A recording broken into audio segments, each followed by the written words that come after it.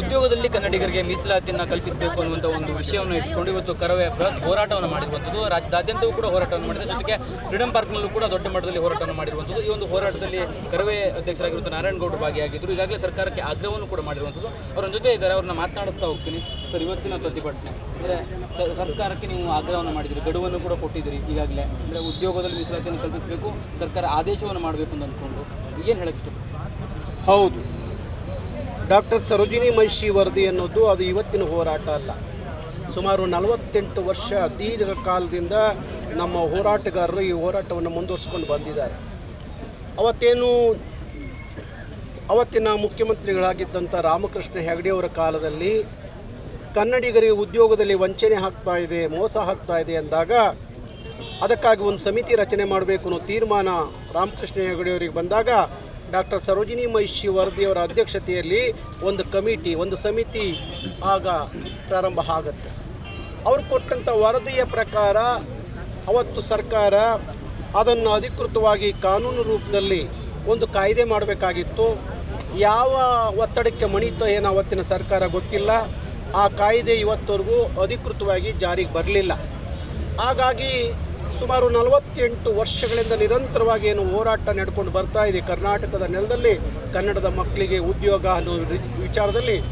ಈಗ ಮುಂದೆ ಹೊರದಂತೆ ಕರ್ನಾಟಕ ರಕ್ಷಣಾ ವೇದಿಕೆ ಇದಕ್ಕೊಂದು ಅಂತ್ಯ ಕಾಣಿಸ್ಬೇಕು ಅನ್ನೋ ತೀರ್ಮಾನಕ್ಕೆ ಬಂದಿದೆ. ಹಾಗಾಗಿ ಇದಕ್ಕೊಂದು ಅಂತ್ಯ ಕಾಣುತ್ತೆ ಅನ್ನೋ ನಂಬಿಕೆ ನನಗೂ ಇದೆ. ಇವತ್ತು ನಾವು ಮುಖ್ಯಮಂತ್ರಿಗಳನ್ನ ಈಗ 3-4 ಗಂಟೆಗೆ ಮುಖ್ಯಮಂತ್ರಿಗಳು ಭೇಟಿ ಮಾಡಲಿಕ್ಕೆ ಅವಕಾಶ ಕೊಟ್ಟಿದ್ದಾರೆ. ನಾನು ಮುಖ್ಯಮಂತ್ರಿಗಳನ್ನ ಭೇಟಿ ಮಾಡ್ತೀನಿ, ಅವರಲ್ಲಿ ಮನವಿ ಮಾಡ್ತೀನಿ. ಅವರ ಸ್ಪಂದನೆ ಹೇಗಿರುತ್ತೆ ನಮ್ಮ ಜೊತೆಯಲ್ಲಿ ಅಂತೇಳಿ ನೋಡ್ತೀವಿ. 1 ತಿಂಗಳು ಗಡುವು ಕೊಡ್ತೀವಿ. ಗಡುವಿನ ಒಳಗಡೆ ಮುಖ್ಯಮಂತ್ರಿಗಳು ಸರಿಯಾದಂಥ ಕಾಯ್ದೆ ಉದ್ಯೋಗದ ವಿಚಾರದಲ್ಲಿ ಮಾಡದೇ ಹೋದರೆ ನಾವು ಬೀದಿಗಿಳಿಬೇಕಾಗುತ್ತೆ. ಇಡೀ ರಾಜ್ಯದಲ್ಲಿ ನಮ್ಮ ಹೋರಾಟ ಬೇರೆ ಸ್ವರೂಪ ಪಡ್ಕೊಳ್ಳುತ್ತೆ ಅನ್ನೋ ಮಾತನ್ನು ನಾನು ಇವತ್ತು ಹೇಳಲಿಕ್ಕೆ ಹೋಗ್ತಾ ಇದ್ದೀನಿ. ಈ ರೀತಿಯ ಹೋರಾಟವನ್ನು ಕರವೇ ಕೊಟ್ಟ ಸಂದರ್ಭದಲ್ಲಿ ಪ್ರಮುಖವಾಗಿ ಬರ್ತಕ್ಕಂಥ ಒಂದು ವಿಷಯ ಅಂತಂದರೆ ಉದ್ದಿಮೆದಾರರು ಹೆದರು ಹೋಗ್ತಾರೆ, ಉದ್ದಿಮೆದಾರರು ರಾಜ್ಯದಲ್ಲಿ ಇನ್ವೆಸ್ಟ್ ಮಾಡೋದಕ್ಕೆ ಭಯಗೊಳ್ತಾರೆ ಅನ್ನುವಂಥ ಒಂದು ಮಾತುಗಳು ಕೇಳಿಬರ್ತವೆ. ಇದಕ್ಕೆ ತಾವೇನು ಹೇಳ್ತೀವಿ? ಅಲ್ಲ, ಉದ್ಯಮದಾರರು ಎದುರುತ್ತಾರೋ ಬಿಡ್ತಾರೋ ಅದು ಬೇರೆ ಪ್ರಶ್ನೆ. ಕರ್ನಾಟಕ ನೆಲದಲ್ಲಿ ಎಲ್ಲ ಸವಲತ್ತುಗಳನ್ನು ತಗೊಳ್ಳುವಂಥ ಉದ್ಯಮಿಗಳು ನಾವು ಅವರಿಗೆ 16 ವರ್ಷ ಫ್ರೀಯಾಗಿ ಟ್ಯಾಕ್ಸ್ ಫ್ರೀ ಕೊಡ್ತೀವಿ, ಮತ್ತು ಅವರಿಗೆ ಉಚಿತವಾಗಿ ಜಮೀನು ಕೊಡ್ತೀವಿ, ಅವರಿಗೆ ಕಡಿಮೆ ದರದಲ್ಲಿ ಒಂದಷ್ಟು ಜಮೀನುಗಳನ್ನ ಕೊಟ್ಟಿದ್ದೀವಿ. ಎಲ್ಲ ಮೂಲಭೂತ ಸೌಕರ್ಯಗಳು ಕರ್ನಾಟಕ ಸರ್ಕಾರ ಕೊಟ್ಟಿದೆ.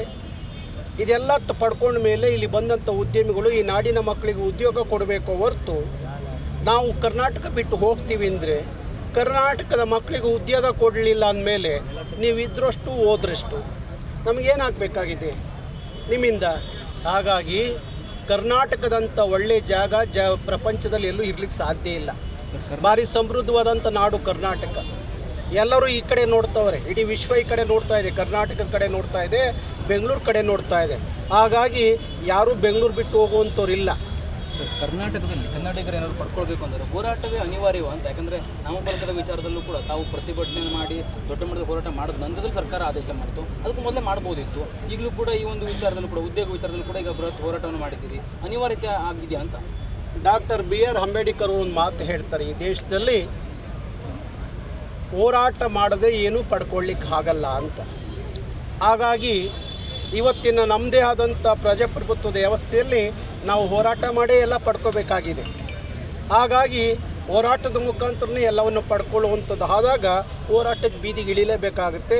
ಅದಕ್ಕಾಗಿ ಕರವೇ ಇವತ್ತು 31 ಜಿಲ್ಲೆಯಲ್ಲೂ ಬೀದಿಗೆ ಇಳಿದಿದೆ. ಸರ್, ಈಗ 1 ತಿಂಗಳ ಗಡುವನ್ನು ಸರ್ಕಾರ ಕೊಟ್ಟಿದ್ದೀರಿ. 1 ತಿಂಗಳ ಅವಧಿ ಒಳಗಾಗಿ ಸರ್ಕಾರ ಆದೇಶವನ್ನು ಮಾಡದೇ ಇದ್ದರೆ ಕರವೇ ಮುಂದಿನ ನಡೆ ಯಾವ ರೀತಿಯಾಗಿ ಹೋರಾಟ ಮಾಡುತ್ತೆ, ಯಾವ ರೀತಿಯಾಗಿ ಸಂಘಟನೆ ಮಾಡ್ತೀವಿ?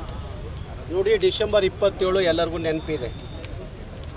ನಾವು ಆ ವಿಚಾರದಲ್ಲಿ ಸುಮಾರು ವರ್ಷಗಳ ಕಾಲ ಭಾರಿ ಶಾಂತ ರೀತಿಯಿಂದ ಹೋರಾಟ ಮಾಡ್ಕೊಂಡು ಬಂದಿತ್ತು. ಅದಕ್ಕೆ ಬೆಲೆ ಸಿಗಲಿಲ್ಲ, ಅದಕ್ಕೆ ಮಹತ್ವ ಸಿಗಲಿಲ್ಲ ಅಂದಾಗ ನಮ್ಮ ಹೋರಾಟ ಕ್ರಾಂತಿ ಸ್ವರೂಪವನ್ನು ಪಡ್ಕೊಂತು.